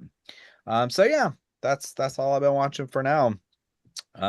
Wait, did we do Bob already? Wait, did we go through everyone? I can't remember. Bob, have you watched anything? What you been watching? Yeah. Are you still here? Hi, I'm here. Yes. I watched a few things. I finally got around to watching Anora, which I know I'm super late on. Yeah.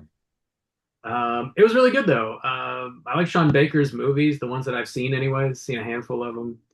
And Mike Madsen does a great job in this, obviously. This movie won a bunch of awards. It didn't unfold exactly how I thought it was going to, which was kind of I guess sort of refreshing. But yeah, I think it's definitely worth a watch. It reminded me a little bit of his first movie, which is also set in New York, called Takeout. Like the themes are not necessarily the same, but like the vibe, I don't know, it kind of reminded me of that a little bit. But yeah, I'd recommend watching Takeout if you liked Anora. Solid shit. I also I guess I did like a Mikey Madsen double feature kind of on accident because we ended up rewatching Five Cream. Threw it on a couple nights ago just because I hadn't seen it in a while. And it's kind of boring, honestly. Like it didn't really hold up as well as I remember it. It just kind of bored me. Like there's a lot of very hyper serious, like interpersonal drama kind of stuff in the first half of the movie.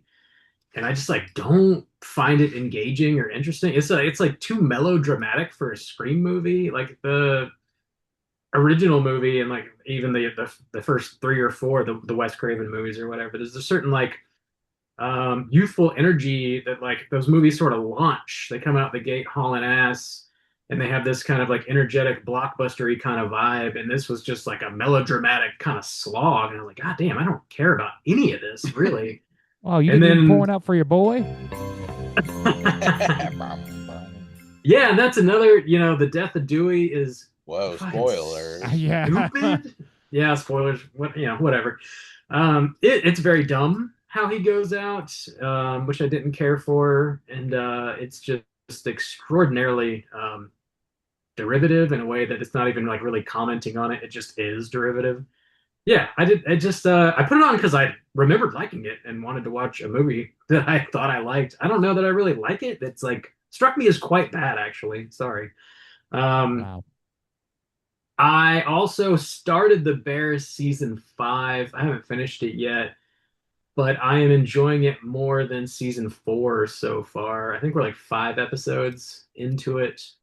And I think it was a smart decision to sort of have the entire season just be like one full day of like obstacles arising and them trying to get through it and like desperately trying to keep this business afloat. And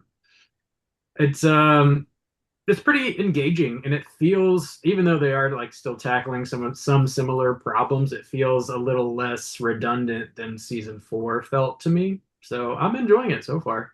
Haven't finished it yet though. It's the last season where they're wrapping it all up and everything. Yeah, this is the final season. Yeah, it's the end of it, and it makes like actually having seen season 5 now, it makes sense why they what. So they do. No, it's not a prequel. I said until they do a prequel. Well, they did a prequel. That's what I was gonna say. Is they have that like standalone kind of movie with John Richie and Michael yeah, going to Gary, Indiana, called Gary. That, you know, it makes a lot more sense why they wanted to separate that out from the pack. I think, having seen how they structured season 5. Yeah, and I still also haven't why seen they that. wanted I to forgot. preload it. You should watch it. I mean, like they directly reference it in the show.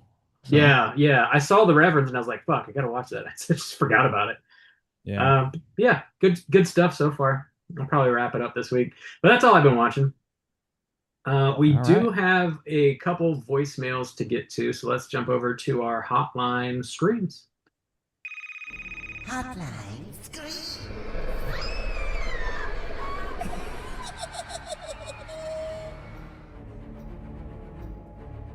If you guys would like to call and leave a voicemail to be featured on next week's show, hit us up at 904-638-3231. First up tonight, we're hearing from Shaboy Juice. Let's hear what he's got to say. Yo, I'm getting pretty pressed. You got the fake Juice talking about the real Juice coming out of North Korea. Would the real Juice be listening to this right now?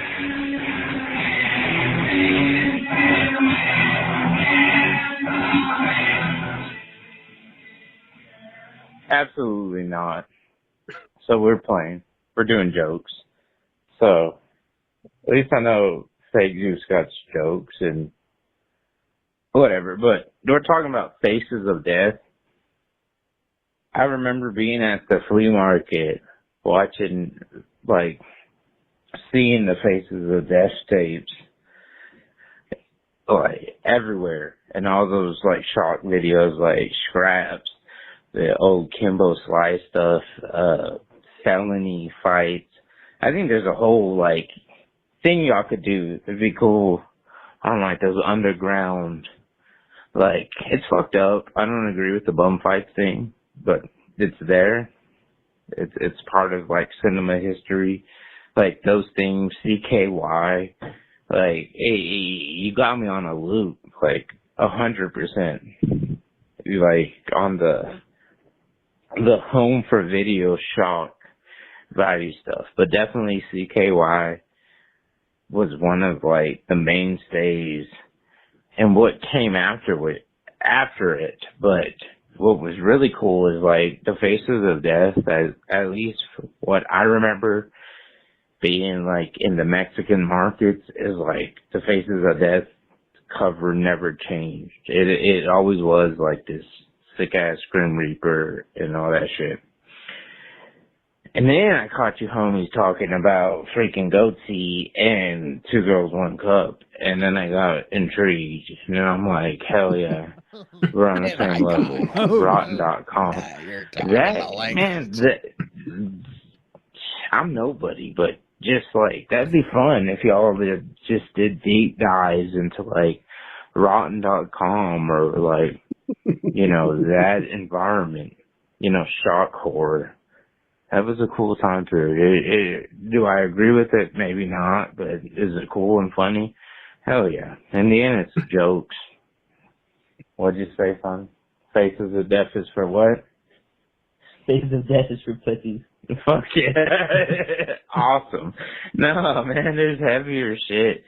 And it's not nothing, but like, these fucking, we grew up in a different time where you had to dig for this stuff. And, you know, these kids got a different environment for what they're digging up, you know. And that's the game. All right, into the recording. Hey, Jules? y'all want to do a I don't full think- episode of Goatsy reviews? I'm just You gonna wanna do it? just go through. Let's review. rotten My bites. favorite is the fourth ring finger on the right hand. Boy, Oh. that's just the real. That's the real winner of the Goatsy. Really pulling all the weight. Jules, No, I've yeah, we never won't be seen doing- it, but I don't think Kimbo Slice is in Faces of Death. I don't know. No, That he could was be- saying he was I referring know, to I other. know Oh, what he okay, was all right. I saying. didn't know. It was a little hard to understand. I wasn't sure if it came across. Yeah, I don't know. We will not. Do you guys remember the cinema classic bum fights and the Cinema historically history right significant there, yeah. piece of cinema that is bum fights? I don't know if yeah, I that's if a you pick it comes across. We might actually have to say nay no to that. Yeah. I don't think we're gonna review bum fights. We made it Was pretty an clear, I think. actual- There's no film. There's no cohesive. There's no narrative. It's like I will give you Well, I money mean, if just you like- beat I up thought it this was other just like man because you videos, need this yeah, money online. and I get to take advantage There of might you. be like compilations or something. Maybe. I think they're all don't know. compilations. I will say I owned a copy of CKY2K. That was fun as fuck. That Yeah, was yeah, fine because yeah. that's like in the Jackass realm. That is That frivol was like just pre-Jackass, frivolities and yeah. silly stuff.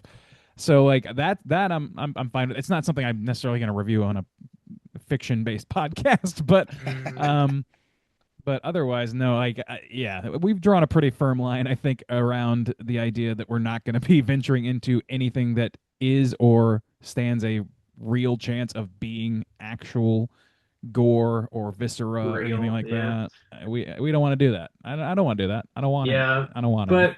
But stand by. Next week, we're going to review the entirety of Rotten.com. Yeah. Well, website. Let's do from a 2000. deep research. dive on Rotten.com. everyone, I don't yeah. want to. I don't know. I don't want a whiff of Rotten.com in my life. Thank you. Is that still a thing? Oh, I don't know. have I will no not idea, find man. I don't. Yeah, I don't really want to know. out. Oof. Hey, None thanks for for me, calling. thanks. Juice. It's a novel idea, but it sounds too fucking gross. Hey, I don't buddy, know. you Looks know, like I don't it wanna ended do- in Podcasts are cheaper. 2012. Oh, really? Podcasts have never been cheaper to make. You go out there and you be the change you want to see in the world, my Yeah. friend. Be the real Rottencast. podcast and juice. Jules. His name is Jules, Randy. Juice? Jules? I think his name Jokes. is Jules. Thanks for calling, Yeah. man. Rotten.com was active from 96 to 2012, Man. hosting images of blood and gore, death and decomposition, and graphic violence. Yeah. Whoa, Is Steak we and gotta Cheese still around? we We'll gotta review Steak and Cheese Pass. next week. How about that? boys. Steakandcheese.com. Coming When I at you. come in to review Steak and Cheese, I will be eating a Philly cheesesteak, and that will be the only thing I'll be talking about. The rest of it is not something I will partake in. Thanks for calling, man. Next up, we're going to hear from Shaboy Steve. Let's hear what he's got to say. What's up, boys? Shaman Steve here, Slaytowski. I know this isn't the question of the week, but it's calling with a couple of thoughts on Evil Dead. Bad! So, first of all, I don't think it's really fair to compare it to the original Evil Dead movies. I think it's more fitting with the group since 2013. But to start with some things I liked about it, there's some great brutal moments, like the dishwasher to the head, the guy shooting himself in the head, the dad. And I'd say my favorite part of the movie is actually up until the title sequence, just the fisherman burning or boiling in the lake is amazing. His hand coming off is disgusting. And especially after the car accident with the deadite girl shoved through the windshield and then her freaking head falling off while she's scream laughing at the guy burning to death. That's just kind of the meanness I really liked from 2013. But some of the downsides were kind of getting close to Rise in the quippiness. Felt like it was kind of going for a little cutesiness at times, but definitely not as much as Rise. Like, how is "come get some" a decent final line before fighting the monster instead of "feast on this, motherfucker"? a huge fan of that. But Burn is kind of a decent middle ground between the two, I'd say. My ranking for the three newest ones is 2013 at the top, Burn, and then Rise way at the bottom. But hopefully Wrath will kind of get back towards the spirit of 2013. We'll see what happens. And also, there's nothing wrong with being in your late 20s and having very little relationship experience. Shut up. Okay, I love you. Keep chilling. Bye. I don't Randy? know what that was in reference to. Randy, What was that? shut up. Oh, I mean, sure. I don't know. I think It's an audio podcast. No, it was that. I say think all it was kinds that of shit. time I where don't you know were what I trying to said. explain something, but Bob was also trying to explain what you meant, and I said, "Randy, shut up." Bob, tell me what Randy was talking about. I don't know. Yeah, we say a lot of shit. I don't know. I can't remember most of Who it. knows? Yeah, I don't know. I still think Burn is my least favorite of the three newer Evil Dead movies. But we've already explained that at length Yeah. on our last And episode. I also Yeah. don't think it's completely unfair to or gauge it against the originals, at least somewhat. It definitely fits more with the modern stuff, but Yeah. I mean, it's got the namesake. You can't if they don't want to be compared to Evil Dead, they shouldn't call it Evil Dead. So Yeah, I agree. I think it is probably closest in tone to the original Evil Dead. Like if you were to compare it to any of the original trilogy, it's definitely closest in tone to the original Evil Dead movie, which is like fairly bleak. It's got some really, really twisted shit in it. Mhm. love It's that just like one. a through and through fucked up horror movie. But I don't know. It didn't have the same didn't have the vibes hokey overall. charm. Yeah, it's very, very one note. And Mhm. yeah, And it's a brown note. yeah, yeah. Big old brown note. Thanks for calling, Slytoski. Good to hear from you, as always. We're gonna be back next week with a brand new show, but we're doubling down this week. So if you call and leave a voicemail, you're probably not gonna hear it on next week's show. But fear not, we'll definitely get to it eventually if you end up Because calling. we're But if you be do, recording before this episode even comes out. Before this one even we won't comes even out. get the announcement that we're yeah. recording But early. you know, call in 904-638-3231. Call in anyway. Say what's well, the up. movie after that, what's after? So next week is Pulse. What's after Pulse? Yes, after Camp Pulse, we're Miasma? doing Teenage Sex and Death at Camp Miasma, the I'm excited. Jane for that. Schoenbrunn flick. All right. Schönbrunn. Excited Yes. for that, man. Me too. Call in with your camp stories. Yeah, You got any what crazy happened? Yeah, to wrap up the summer camp stories? Yeah. What's the craziest thing that happened to you at summer camp? You know, dealing with sex or death or both or anything Or else. miasma. Good old Or fashioned miasma. fun. What is your camp miasma story? Yeah. Call in. Summer camp stories. You got a couple weeks. Did you Do boys it. go to summer camp when you were kids? Are you kidding? Met Yeah, my spouse there. Yes. Yeah, Have Randy the camp boy. tattoos. I'm a real camp boy. I never did the overnight camp. I did like See, several Bob did day it. See, camp. it's a question worth asking, Randy. I mean, you said boys, and you know the answer. Yeah. The listeners don't know our life. Yeah, I've brought this up so many goddamn times. Randy. Yes, there are stories. Randy Mike, has were you ever in stories. camp though? I did like Christian camp growing up, so Oh, I did a Christian yeah, camp or two, sure. Yeah. Oh, yeah. much more Raiders, much less Temple of Doom, type camp. Oh yeah, yeah. How many times Oh, did my you goodness. get laid at this Christian camp? Too many to count. Do Twinkies from the vending machine count? Oh God. Mid-level D. And the summer camp I went to, the religious summer camp that I went to, there were two of them. One of them was like complete ramshackle bullshit that was like they just trapped you in a room for the longest sermon ever at night, and then the rest of the day you're just in the worst camp conditions imaginable. It's very dumb. But then there was like one that was at a like a small tier college, and it was like basically like being at a little like college retreat sort of thing. So that was fine-ish by Just comparison. a lot of beer. Man, I went to some Just a lot of like classic team camps, building just like exercises that out they in the skewed towards woods. Jesus in some capacity. Yeah, I did out in the woods, swimming, tug of war, all kind of fun things. Damn. Tugging, Warren. Tugging. Did it all. You're Did tugging it all. Warren?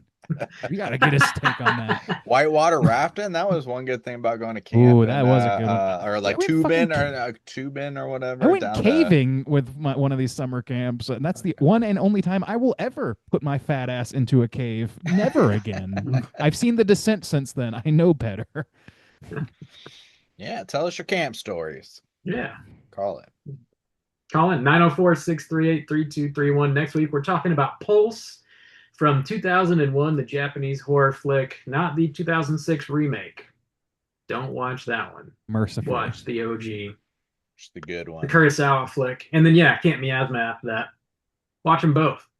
Miasma. Mike, thank you so much for sitting in with us. For sitting in, Mike. Yeah, thanks for having me, guys. This was a lot of fun. You guys are awesome. You're awesome.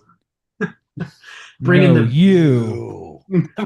above average Randy dick energy. You can't speak until I see you again next week and use your name. Can't do it. Oh, Don't man. speak at your job. Damn it. Lose your job. Oh, no.